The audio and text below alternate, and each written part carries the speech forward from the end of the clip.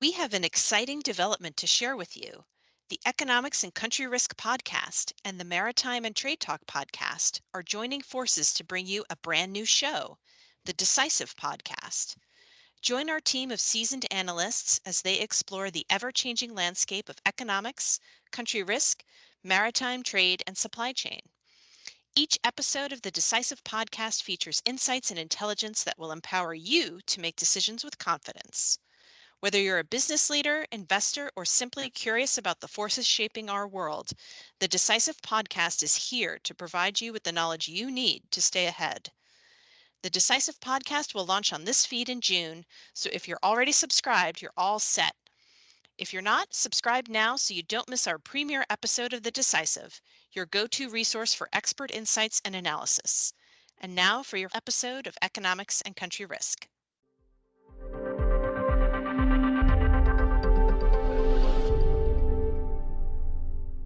You're listening to the Economics and Country Risk podcast from S&P Global Market Intelligence.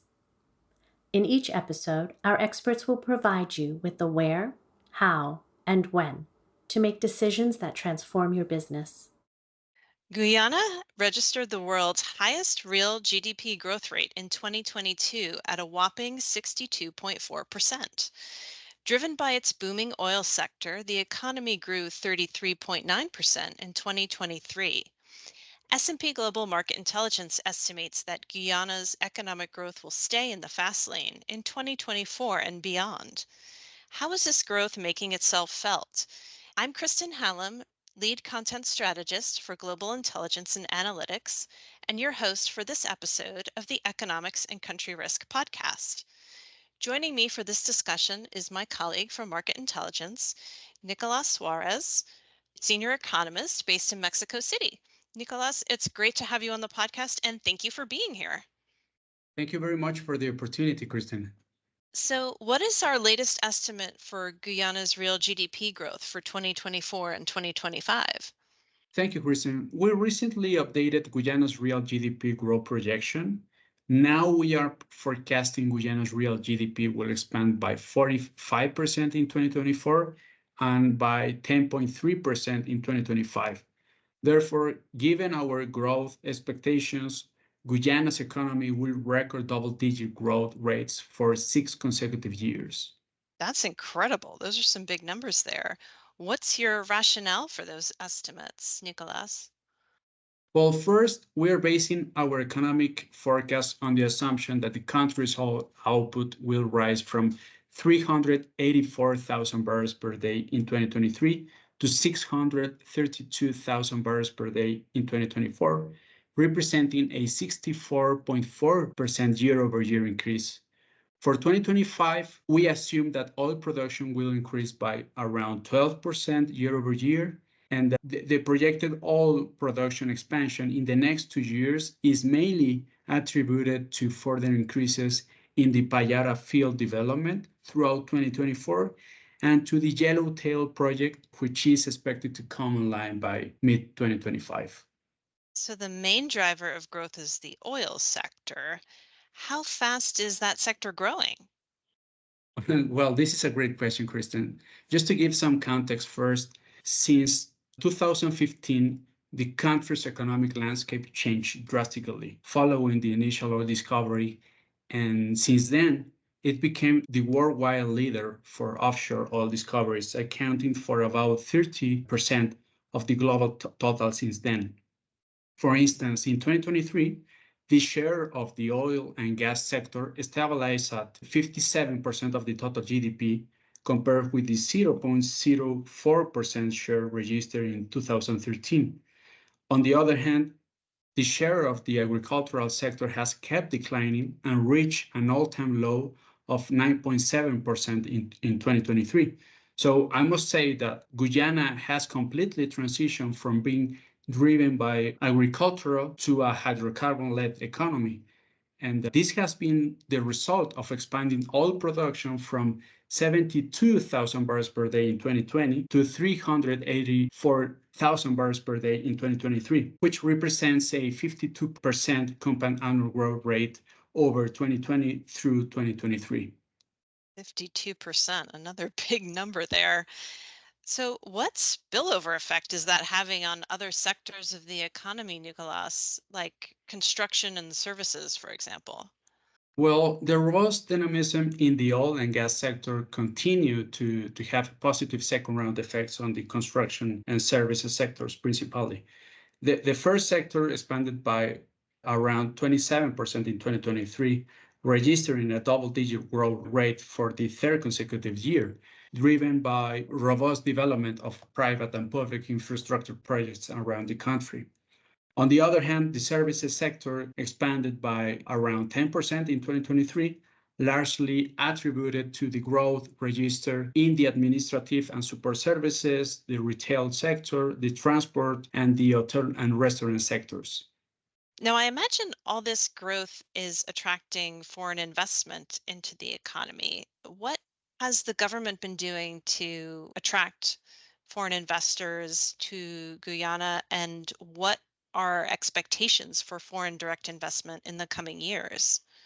This is a great question, Christian. Beyond the oil sector, the current government of Guyana will keep focusing on infrastructure and economic diversification.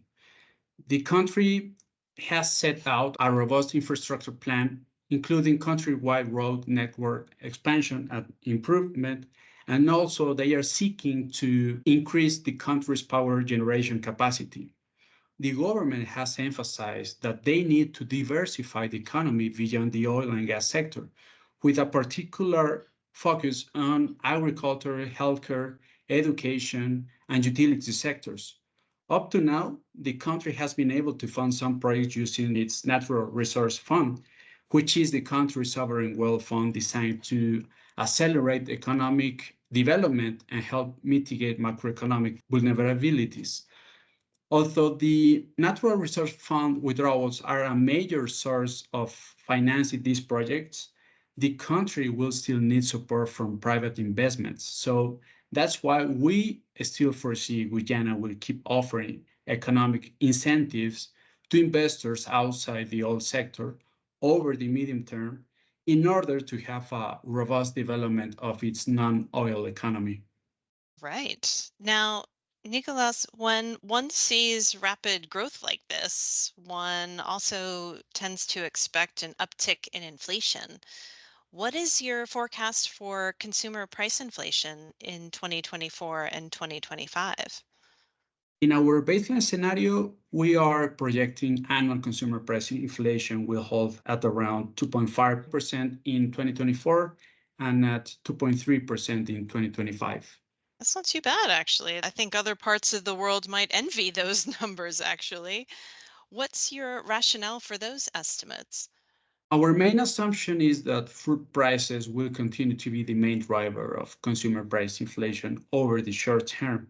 For instance, historically, annual food inflation has averaged around 3.7%, and in March 2024, it amounted to 4.6% despite the high base of comparison.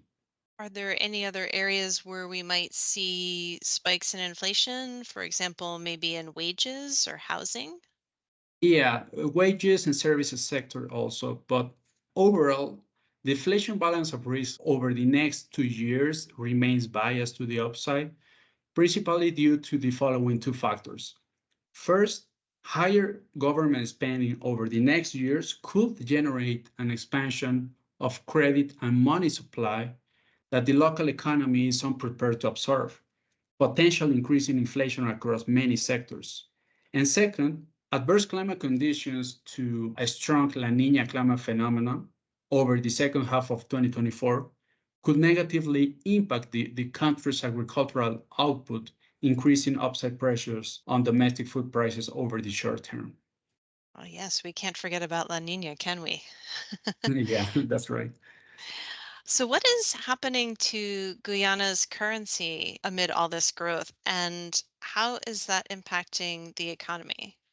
Well, Guyana's exchange rate against the US dollar has remained quite stable. However, the large scale and rapid withdrawals from the Natural Resource Fund into the domestic economy will exert substantial upward pressure on the Guyanese dollar over the medium term.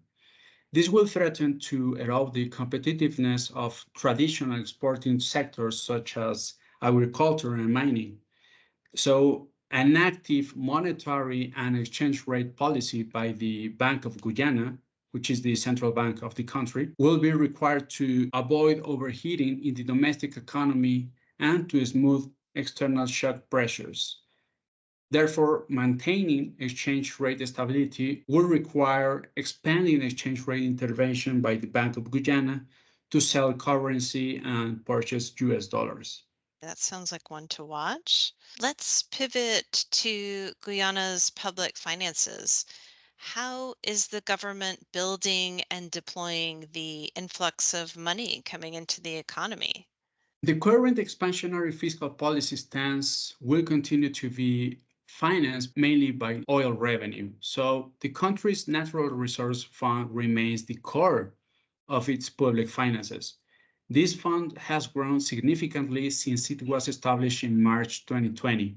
Initially, the fund accounted for 54.9 million US dollars, and up to March 2024, the Natural Resource Fund net assets amounted to 2.3 billion US dollars, representing around 52% of the country's total public debt.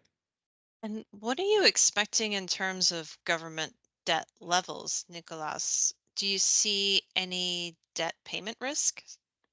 This is a great question, Kristen. I will say that fiscal consolidation is ongoing as the country has managed to keep decreasing its debt to GDP ratio from 46.8% registered in 2011 to 27% in 2023, which is one of the lowest ratios among the Caribbean region. Over the medium term, we are projecting it will hold at around 33%. And for 2024, we forecast that 60% of the total public debt will be domestic debt, principally financed through treasury bills. And regarding external debt, Guyana's cost of servicing debt is relatively light thanks to the concessional terms of debt relief programs in which the country participates. Over the 60% of total external debt is owned to multilateral lenders, especially the Inter-American Development Bank, which often comes on generous terms. Finally, Guyana has good relations with most external creditors, but carries a legacy of hostile policies towards multilateral agencies in the 1970s and 1980s. So the country is therefore unlikely to jeopardize these external relations, but volatile and polarized domestic politics could increase uncertainty over the medium term.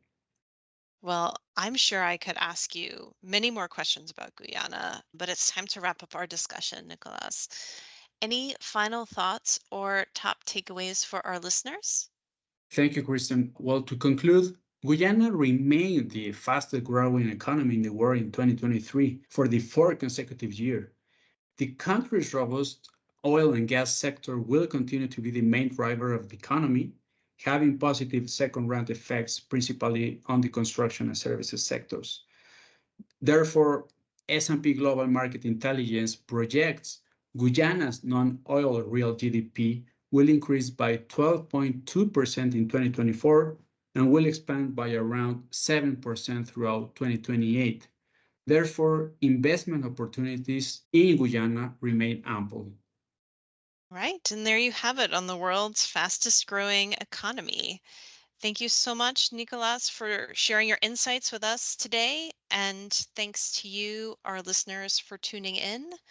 Please join us next week to learn more about the forces creating risks and opportunities for businesses in 2024. Thank you for listening to the Economics and Country Risk podcast. Connect with us on LinkedIn and Twitter, and don't forget to subscribe to the podcast so you never miss an episode.